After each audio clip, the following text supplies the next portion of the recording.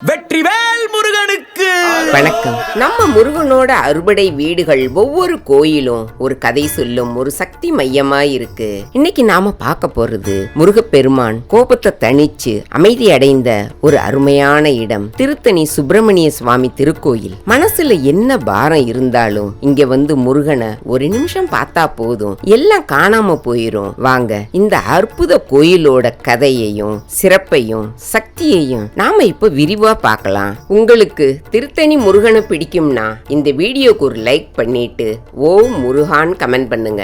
முதல்ல திருத்தணி எங்க இருக்குன்னு பாத்துருவோம். இந்த திருத்தணி கோயில் தமிழ்நாட்டுல திருவள்ளூர் மாவட்டத்துல அமைஞ்சிருக்கு. சென்னையில இருந்து 85 கிலோமீட்டர் தூரத்துல வடமேற்கு திசையில இருக்கு. நீங்க ரோட்ல போனா ஒரு 2 மணி நேரத்துல போயிடலாம். போக்குவரத்து வசதிகள் ரொம்பவே சிறப்பா இருக்கு.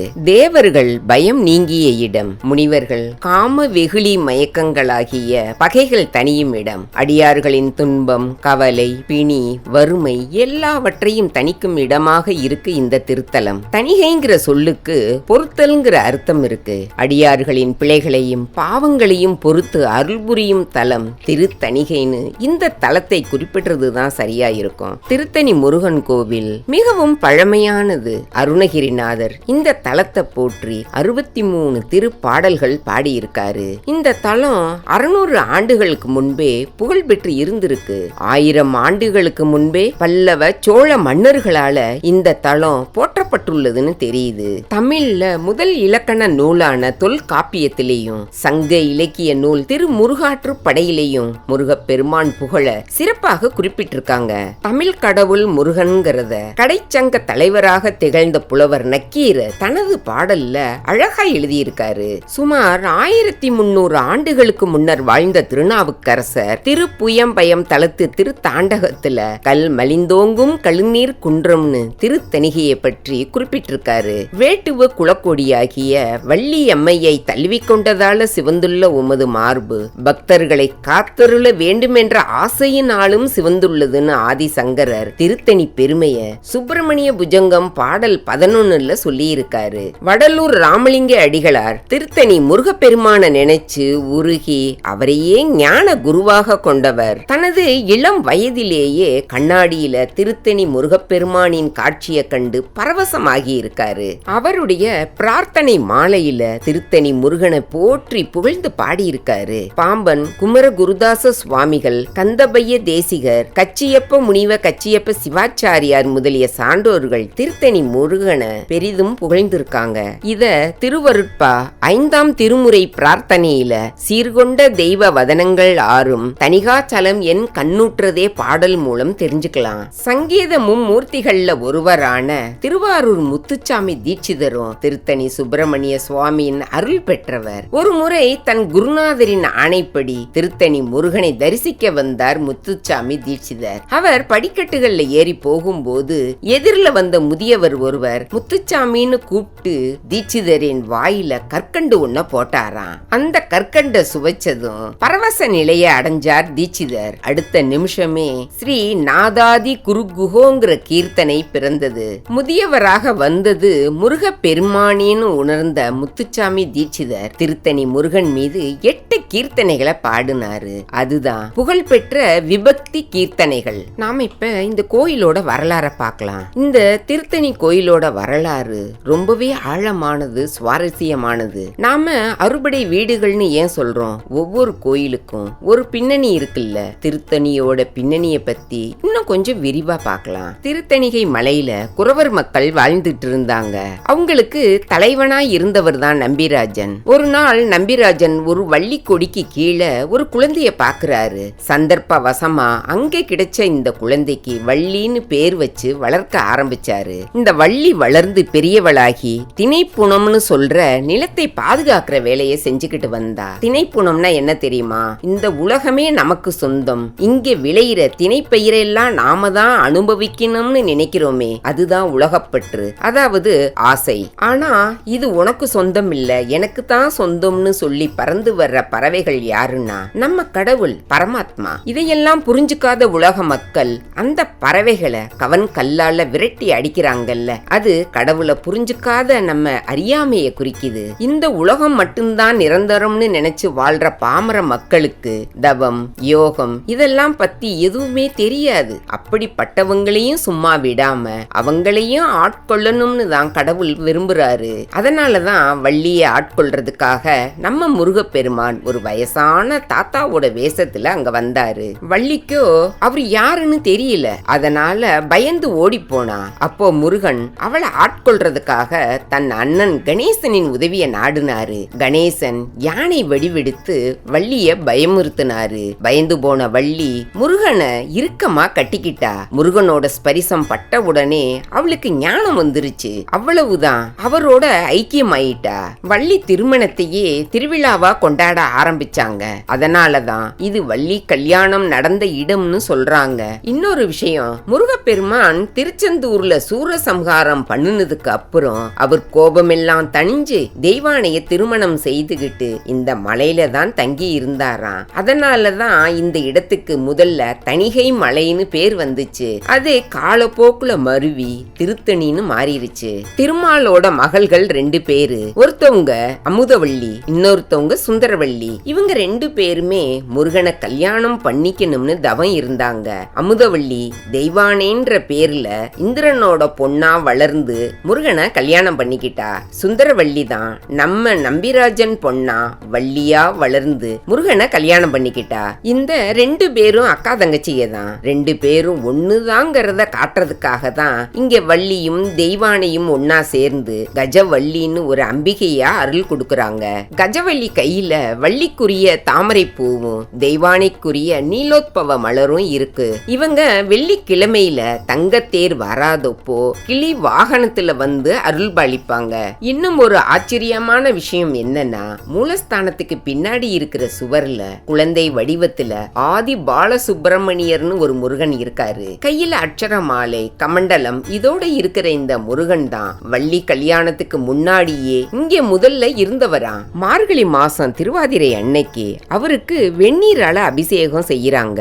ஏன்னா அது குளிர்காலம் இல்லையா, அதனால அவர் மேல இருக்கிற பாசத்துல வெந்நீர் ஊத்தி குளிப்பாட்டுறாங்க. வள்ளிய பயமுறுத்துறதுக்காக யானை ரூபத்துல வந்த விநாயகர் இருக்காரே, அவர் தான் இங்க ஆபத் சகாய விநாயகருங்கிற பேர்ல நம்ம எல்லாருக்கும் அருள் கொடுத்துக்கிட்டு இருக்காரு. திருத்தணியில முருகனுக்கும் பரிவார தெய்வங்களுக்கும் சாதாரண சந்தனம் சாத்துறது இல்ல. முருகனுக்கு இந்திரனே காணிக்கையாக கொடுத்ததா சொல்லப்படுற சந்தன கல்லுல அரைக்கப்படுற சந்தனம் மட்டும்தான் சாத்தப்படுது. இந்த சந்தனத்தை பக்தர்கள் நெத்தியில இட்டுக்காம தண்ணீர்ல கரைச்சு குடிக்கிறாங்க. இதனால பல நோய்கள் நீங்குவதாக நம்பிக்கை. விழா காலங்கள்ல மட்டும்தான் இந்த சந்தன பிரசாதம் கிடைக்கும். இந்த மலைக்கு பல சித்தர்களும் முனிவர்களும் வந்திருக்காங்க. அதுல முக்கியமா நாரத முனிவர் இங்க வந்து முருகப்பெருமான தரிசனம் பண்ணி தன்னோட ஞானத்தையும் ஆன்மீக சக்திகளையும் பெருக்கிக்கிட்டாராம். அதனால ஞானம் வேணும்னு நினைக்கிறவங்க திருத்தணி முருகனை வணங்குறது ரொம்ப விசேஷமா பார்க்கப்படுது.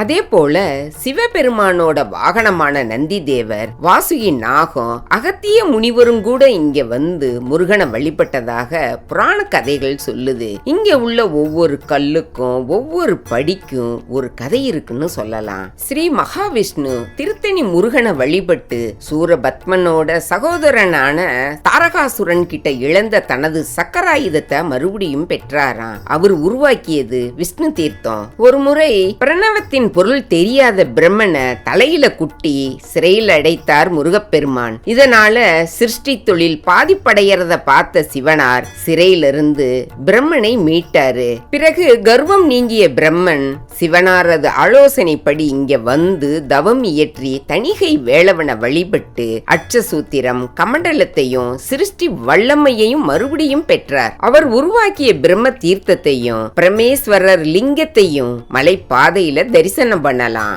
பிரம்மனின் மனைவி சரஸ்வதி தேவியும் தணிகை வேளனை வழிபட்டு அருள் பெற்றதாக புராணங்கள்ல சொல்லி இருக்கு. இந்த தளத்துல உள்ள சரஸ்வதி தீர்த்தமும் ஸ்ரீ சரஸ்வதீஸ்வரர் லிங்கமும் இதற்கு சான்று. நந்தி தேவர் இங்குள்ள முருகப்பெருமான வழிபட்டு பதி பசு பாசம் ஆகிய முப்பொருள் இயல்பை கூறும் சைவ சித்தாந்த உபதேசம் பெற்றாரு. இதற்காக முருகப்பெருமான் வரவழைத்த சிவ தத்துவ அமிர்தம்ங்கிற நதி நந்தி ஆறுன்னு நந்தி தேவர் தவம் செய்த குகை நந்தி குகைன்னு வழங்கப்படுது. இந்திரன் இந்த தலத்துக்கு வந்து இந்திர நீல சுனையை ஏற்படுத்தி அதோட கரையில நீலோற்பல கொடியை வளர்த்தான். அதன் மலர்களால காலை மதியம் மாலை ஆகிய 3 வேளையும் தணிகை வேளன பூஜித்து சங்க பதும நிதிகள் கற்பகத்தரு சிந்தாமணி மற்றும் காமதேனு இதெல்லாம் பெற்றான். இதனால தணிகை முருகன் இந்திர நீல சிலம்பினன்னு பெயர் பெற்றார். இப்பவும் இவரது அபிஷேகத்துக்கு இந்திர நீல சுனையின் தீர்த்தம் தான் பயன்படுத்தப்படுது. இதுல பக்தர்கள் நீராடுவதற்கு அனுமதி இல்ல. திருத்தணியில முருகப்பெருமான தியானித்து தவம் செய்தா முத்தமிழ் அறிவும் ஞானமும் கிட்டும்னு சிவபெருமான் சொன்னபடி அகத்தியர் இங்க வந்து தவம் செய்து முருகப்பெருமானோட அருள் பெற்றார். பார்க்கடல கடைஞ்சப்போ மந்திர மழையினால தன் உடலில் ஏற்பட்ட காயங்கள் குணமாக வாசுகி நாகம் இங்க வந்து முருகப்பெருமான வழிபட்டு நலம் பெற்றதாக திருப்புகள்ல சொல்லி இருக்கு. மலையின் மேற்கு பக்கம் உள்ள வாசுகி தீர்த்தத்துல நீராடி தணிகை வேளன வழிபட்டா நோய்கள் நீங்கும்ங்கிறது ஐதீகம். தணிகை மலையின் தென்கிழக்கு திசையில சப்த ரிஷிகள் தணிகை முருகனை பூஜை செய்த இடம் இருக்கு. இங்கே அவர்கள் அமைத்த 7 சுனைகளும் கன்னியர் கோயிலும் இருக்கு. கச்சியப்ப சிவாச்சாரியார் தமது கந்த புராணத்துல மலர்கள்ல தாமரை போலவும் நதிகள்ல கங்கை நதி போலவும் தலங்கள்ல காஞ்சிபுரம் போலவும் மலைகளிலெல்லாம் சிறந்தோங்கி திகழ்வது திருத்தணியேனும் உலகில் மலைகள் பல இருந்தாலும் சிவபெருமான் கைலாய மலையினை காதலித்தது போல முருகன் திருத்தணிகை மலையினை பெரிதும் விரும்பி அங்க மகிழ்ச்சியோடு வீற்றிருக்கிறான்னு சிறப்பித்து பாடியிருக்காரு. திருமால் ஆலயங்களை போல முருகனின் திருப்பாத சின்னத்தை அதாவது சடாரிய பக்தர்களின் தலையில வச்சு ஆசி வழங்குவது திருத்தணி கோயிலோட தனி சிறப்பு. திருத்தணி முருகனுக்குன்னு சில தனிப்பட்ட சிறப்புகள் இருக்குங்க. அதனாலதான் இது அறுபடை வீடுகள்ல ஒன்னா ஒரு தனித்துவமான இடத்தை பிடிச்சிருக்கு.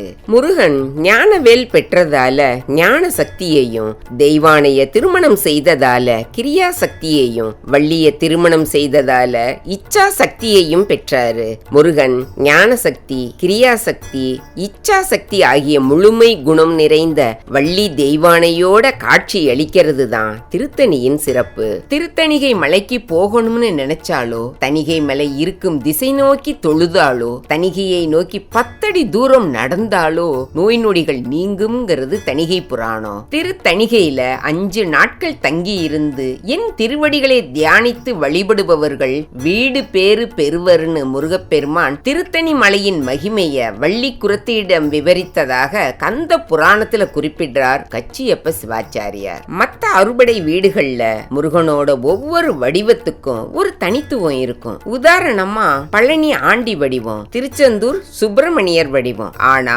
திருத்தணியில இருக்க முருகப்பெருமான் ரொம்பவே சாந்த சொரூபியா காட்சி கொடுப்பாரு. அவர் கையில வேல் இருக்காது. தன்னோட மனைவிகளான வள்ளி தெய்வானையோட சேர்ந்து ரொம்ப அமைதியா பக்தர்களுக்கு அருள் பாலிப்பாரு. இதுதான் இங்க இருக்க முக்கிய சிறப்பு. கோபத்தை தனித்ததற்கான அடையாளம் இது. மன அமைதி தேடி வர்றவங்களுக்கு, வாழ்க்கையில ஒரு நிம்மதி வேணும்னு நினைக்கிறவங்களுக்கு இங்க ஒரு தனி சக்தி, ஒரு தெய்வீக அமைதி கிடைக்கும். இங்க முருகனை பார்த்தாலே மனசுல இருக்கிற பாரமெல்லாம் இறங்குறதா சொல்லுவாங்க.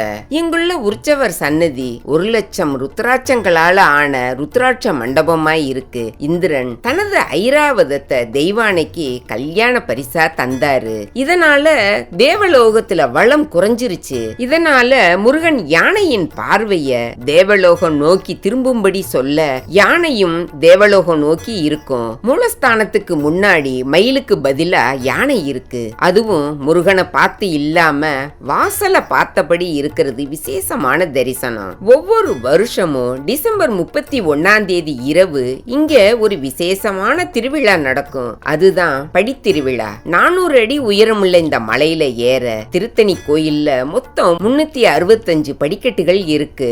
இது ஒரு வருஷத்துல இருக்க 365 நாட்களை குறிக்குதுன்னு ஒரு ஐதீகம். இந்த திருவிழா அப்போ ஒவ்வொரு படிக்கும் பக்தர்கள் மஞ்சள் குங்குமம் வச்சு பூ பூக்களால அலங்கரிச்சு தீபம் ஏத்தி படிக்கு ஒரு பாடல் வீதம் திருப்புகள் பாடல்கள் பாடிக்கிட்டே படியேறுவாங்க. பூஜை முடிஞ்சதும் நள்ளிரவு 12 மணிக்கு முருகனுக்கு விசேஷ பூஜை நடக்குது. தமிழ் புத்தாண்டுல 1008 குடம் பாலபிஷேகம் நடக்கும். புது வருஷம் நல்லபடியா அமையணும், இந்த வருஷம் முழுக்க முருகன் நம்ம கூட இருக்கணும்னு வேண்டிக்கிட்டு இந்த பூஜையை செய்வாங்க. இது ஒரு கண்கவர் நிகழ்வு. ஆயிரக்கணக்கான பக்தர்கள் இந்த விழாவுல கலந்துப்பாங்க.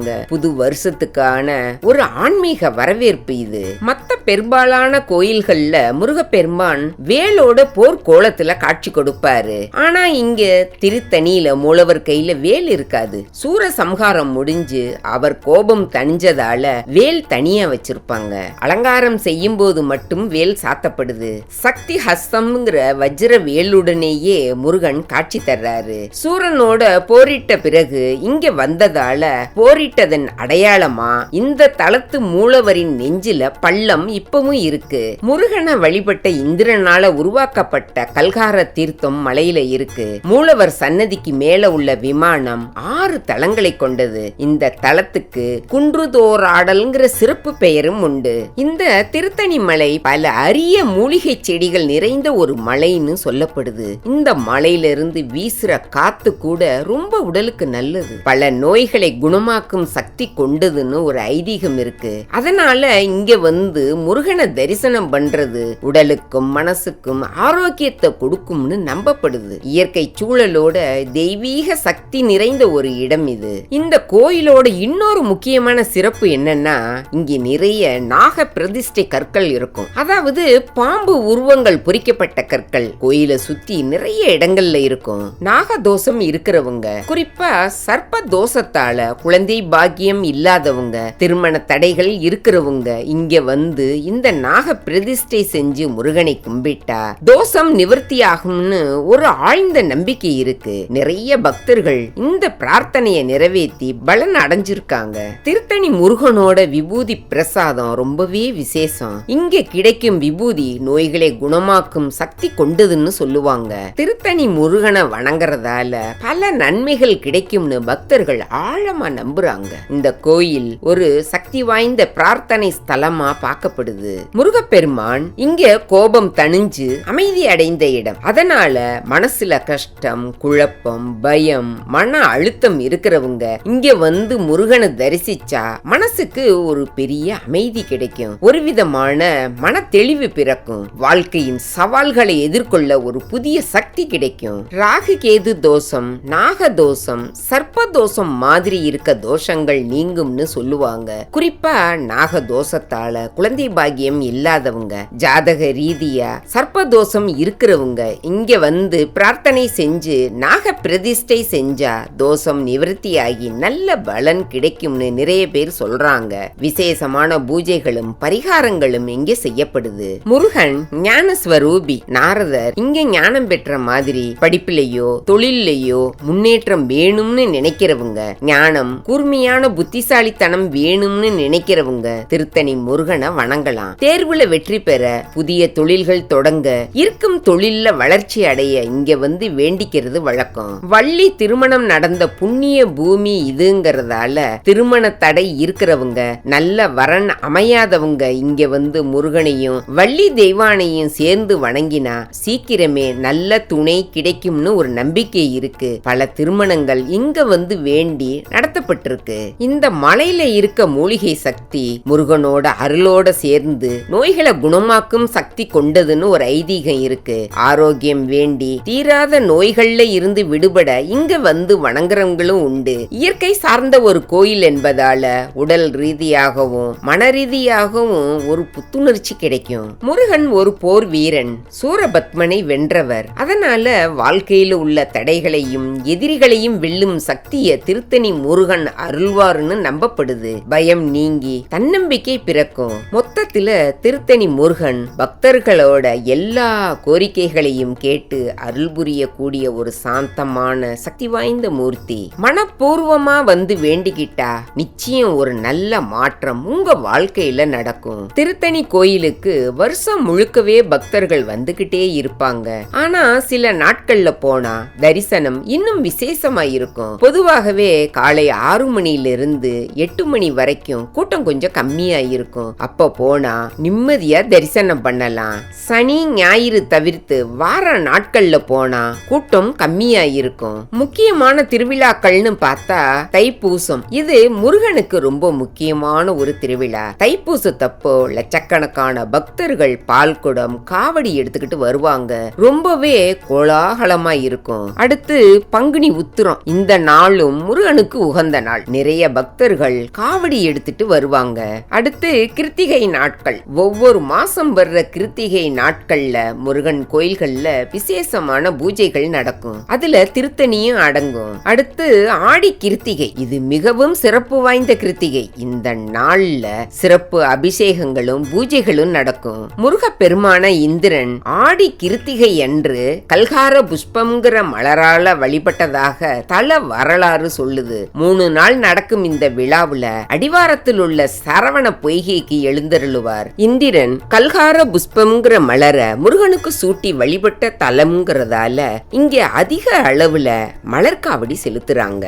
அடுத்து சூர சம்ஹாரம்னு பார்த்தோம்னா திருத்தணி முருகனோட செருத்தணிந்த திருத்தலம், அதாவது கோபம் தணிந்த திருத்தலம். அதனால திருத்தணியில சூர சம்ஹார திருவிழா நடக்காது. முருகப்பெருமான் திருச்செந்தூர்ல அசுரர்களோட போர் செஞ்சு வெற்றி பெற்றதன் அடிப்படையில கந்த சஷ்டியப்ப சூர சம்ஹாரம் மற்ற தலங்கள்ல நடக்கும். ஆனா இந்த கோயில்ல மட்டும் சூரசம்ஹாரம் நடக்காது. அன்றைய தினத்துல முருகனை குளிர்விக்க 1000 கிலோ மலர்களால புஷ்பாஞ்சலி செய்யறாங்க. இருந்தாலும் முருகனோட அருள் பெற கந்த சஷ்டி விழாவை கோலாகலமா கொண்டாடுறாங்க.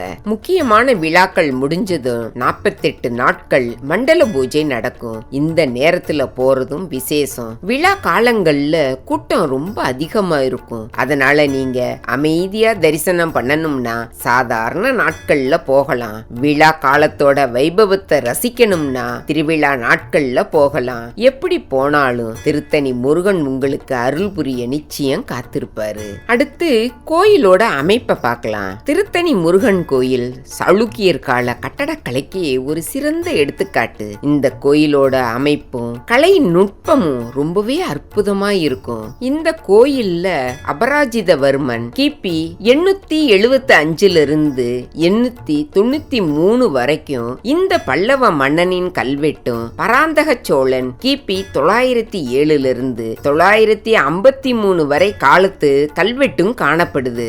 மலைக்கு கீழேயே ஒரு பெரிய ராஜகோபுரம் இருக்கு. அதுதான் கோயிலோட நுழைவாயில். இந்த கோபுரம் பல சிற்ப வேலைப்பாடுகளோட அழகா இருக்கும். இந்த கோயிலுக்கு கீழே இருந்து மேல போக 365 படிகள் இருக்கு. ஒவ்வொரு படியும் ஒரு நாளை குறிக்கும்னு சொல்லுவாங்க. படிக்கட்டு வழி முழுக்க நிழற்குடைகள் இருக்கும்.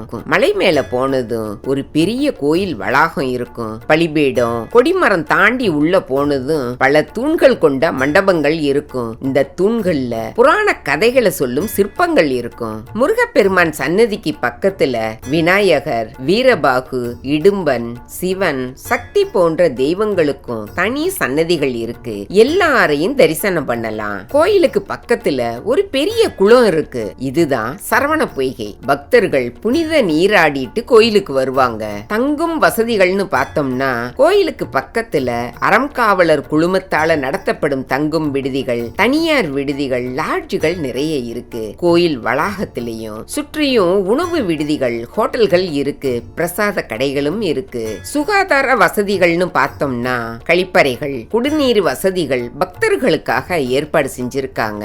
வாகனம் நிறுத்துறதுக்கு கீழையும் மேலையும் காரு, பஸ் போன்ற வாகனங்களை நிறுத்துவதற்கான இட வசதி இருக்கு. வயசானவங்க, நடக்க முடியாதவங்களுக்காக லிப்ட் வசதியும் இருக்கு. கோயில்ல போலீஸ் பாதுகாப்பும் கோயில் பணியாளர்களும் இருப்பாங்க.